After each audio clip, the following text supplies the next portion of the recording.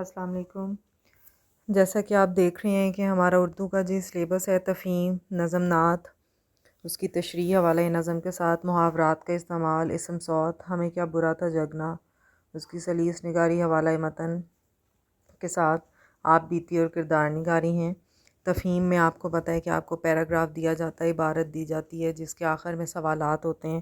آپ عبارت کو توجہ سے پڑھیں گے تو سوالات حل کرنے میں آسانی ہوگی، ٹھیک ہے جی۔ تو سوالات میں اکثر ہوتا ہے کہ بچے ایز اٹ از لکھ دیتے ہیں، وہ بھی قابل قبول ہوتا ہے، لیکن اس کے علاوہ اسی جواب کو اگر اپنے الفاظ میں لکھیں تو وہ بھی بہترین ہو جاتا ہے۔ البتہ آپ کا سوال کا جو جواب ہے وہ سوال سے متعلق ہی ہونا چاہیے، اسی سے ریلیٹڈ ہونا چاہیے، ٹھیک ہے جی۔ اس کے بعد نظم نعت ہے، ہم نے نظم نعت کی تھی، اس کی تشریح کی تھی۔ تشریح کرنے کا طریقہ ہوتا ہے کہ شعر کے بعد ہم حوالہ نظم لکھتے ہیں جس میں شاعر یا شاعرہ اور نظم کا نام بتایا جاتا ہے، پھر تشریح کی جاتی ہے۔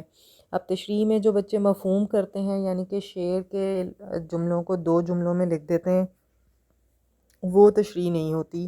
تشریح میں آپ کو ایکسپلین، تفصیل سے بتانا ہوتا ہے، کم از کم آپ کی 6-7 فقرے ہونے چاہیے، لیکن شعر سے ریلیٹڈ ہی، ٹھیک ہے۔ جیسے صادق اور امین کا ایک ہمارا شعر تھا آپ صلی اللہ علیہ وآلہ وسلم کی نعت میں، تو اس میں جن بچوں نے صرف یہ لکھا ہوا تھا کہ آپ صلی اللہ علیہ وسلم سچ بولتے تھے اور امانت میں خیانت نہیں کرتے تھے اور آپ کا درجہ بہت بلند ہے، یہ بیٹے اس شعر کا مفہوم ہو جاتا ہے۔ تشریح میں ایسے ہوتا ہے کہ ہم ایسے لکھیں کہ آپ صلی اللہ علیہ وآلہ وسلم کبھی جھوٹ نہیں بولتے تھے، ہمیشہ سچ کا ساتھ دیتے تھے، امانت میں خیانت نہیں کرتے تھے، اور کافر بھی آپ صلی اللہ علیہ وآلہ وسلم کی سچائی کی گواہی دیتے تھے کہ آپ صلی اللہ علیہ وآلہ وسلم نے کبھی جھوٹ نہیں بولا، اور وہ اپنی چیزیں بھی آپ صلی اللہ علیہ وآلہ وسلم کے پاس امانت کے طور پر رکھواتے تھے، اور آپ صلی اللہ علیہ وآلہ وسلم کا مرتبہ تمام رسولوں انبیاء میں سے سب سے اونچا ہے۔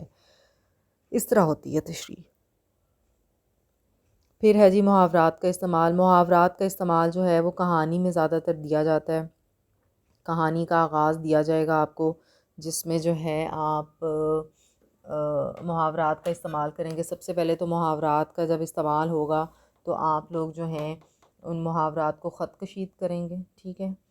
اور اس کے بعد میں نے آپ کو بتانا تھا کہ محاورات کا یہ چیز تو میں کلاس میں بھی بڑی دفعہ بتا چکی ہوں کہ محاورات جو ہیں ان کو ایز اٹ از نہیں لکھتے، ان کے آخر میں جو فعل ہوتا ہے اس کو جملے کے لحاظ سے بدل کر لکھتے ہیں۔ جیسے آسمان سے باتیں کرنا کو ہم ایز اٹ از نہیں لکھیں گے، آسمان سے باتیں کرنا ہم جملے کے لحاظ سے دیکھیں گے کہ آسمان سے باتیں کر رہا تھا، آسمان سے باتیں کر رہا ہے، کیا چیز کس طرح سے فٹ ہوگا۔ پھر ہے جی اسم صوت، بے جان چیزوں کی یا پرندوں کی آوازوں کو کہا جاتا ہے۔ جیسے چڑیا بول رہی تھی، اس میں اسم صوت کچھ نہیں ہے، لیکن اگر ہم لکھیں اپنے جملے میں کہ چڑیا چوچو بول رہی تھی تو اس کا مطلب ہے کہ چوچو اسم صوت ہے۔ پھر ہمارا سبق آ جاتا ہے جی ہمیں کیا برا تھا جگنا، اس کی سلیس نگاری حوالہ متن کے ساتھ۔ حوالہ متن کہتے ہیں سبق کے بارے میں معلومات دینا، سبق کا نام، مصنف یا مصنفہ کا نام۔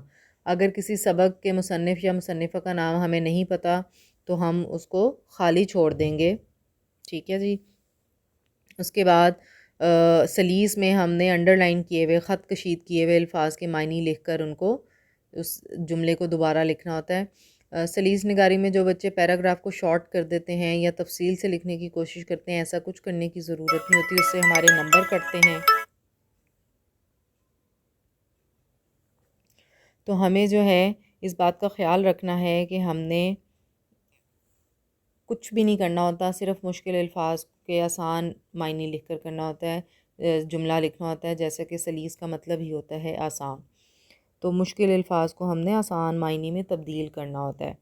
لہٰذا اس کے لیے آپ کو اس کو مختصر کرنے کی یا لمبا کرنے کی بالکل کوئی ضرورت نہیں ہے۔ ہاں البتہ محاورات کی طرح اس میں بھی یہی ہوتا ہے کہ ہم نے معنی کو جملے کے لحاظ سے فٹ کرنا ہوتا ہے، نہ کہ ایز اٹ از معنی اٹھا کے لکھ دیں کہ ٹیچر نے تو ایسے ہی لکھوایا تھا تو ہم نے ایسے لکھنا ہے، نہیں، ہم آپ کو معنی لکھواتے ہیں اس لفظ کا جو مطلب بن رہا ہوتا ہے، آگے ہم نے جملے کے لحاظ سے اس کو کیسے تبدیل کرنا ہے یہ مہارت ہمیں آنی چاہیے۔ پھر آپ بیتی ہے، بے جان چیزوں کے بارے میں لکھنا، ان کے بارے میں ایسے لکھنا کہ یوں لگے کہ وہ چیز اپنے بارے میں، جیسے ہم کسی کو اگر اپنا واقعہ بتائیں گے تو ہم اپنے آپ کو ڈپکٹ کریں گے کہ میں وہاں گیا، میں نے ایسے کیا، تو اسی طرح آپ بیتی بے جان چیزوں کی ہوتی ہے۔ فار ایگزامپل کرسی کی آپ بیتی ہے تو اس میں آپ جو آپ بیتی کریں گے آپ وہ نہیں کہیں گے کہ میں نے ایک کرسی دیکھی وہ ایسی تھی، نہیں، آپ کہیں گے میں ایک کرسی ہوں، میں پہلے درخت ہوتی تھی، پھر مجھے کاٹ لیا، جس طرح بھی جو بھی واقعات. تو آپ بیتی کا مطلب ہوتا ہے خود پہ گزری ہوئی، خود پہ بیتی ہوئی بات، خود پہ بیتے ہوئے واقعات وہ لکھنا. آپ بیتی بہت سادہ اور آسان الفاظ میں لکھے جاتے ہیں، البتہ اس میں آپ محاورات کا استعمال کر سکتے ہیں اس کو مزیدار بنانے کے لیے. پھر ہے جی کردار نگاری. کردار میں کردار دیا جاتا ہے، کریکٹر دیا جاتا ہے جس کے بارے میں ہم بیان کرتے ہیں کہ وہ کیسا ہے، اس کو کیا پسند ہے، اس کی عادتیں کیا ہیں، اس کا ظاہری حلیہ کیا ہے. کردار نگاری کے اصولوں میں آتا ہے کہ ہم سب سے پہلے اس کا تعارف دیتے ہیں کہ وہ کون ہے، اس کا نام کیا ہے، کہاں رہتا ہے اور کیا کام کرتا ہے.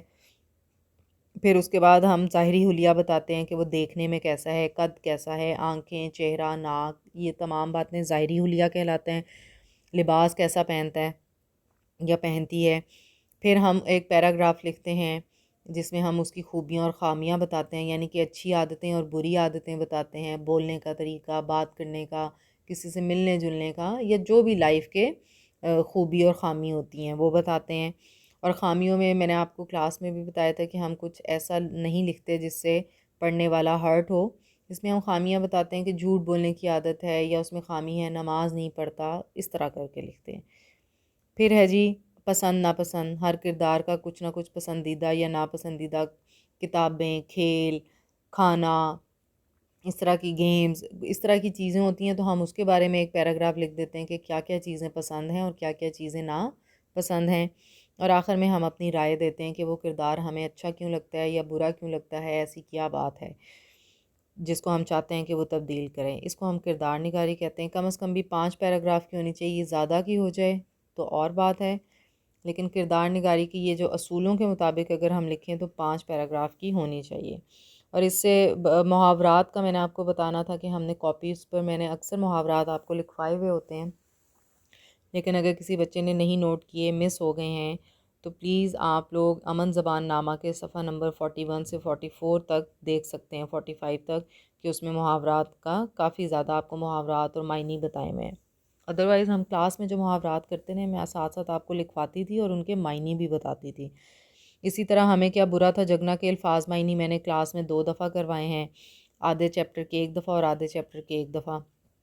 اور نظم نعت کے بھی الفاظ معنی لکھوائے ہوئے ہیں تاکہ تشریح کرنے میں، اس کو بیان کرنے میں آسانی ہو. چلیں جی، بہت شکریہ. اللہ حافظ.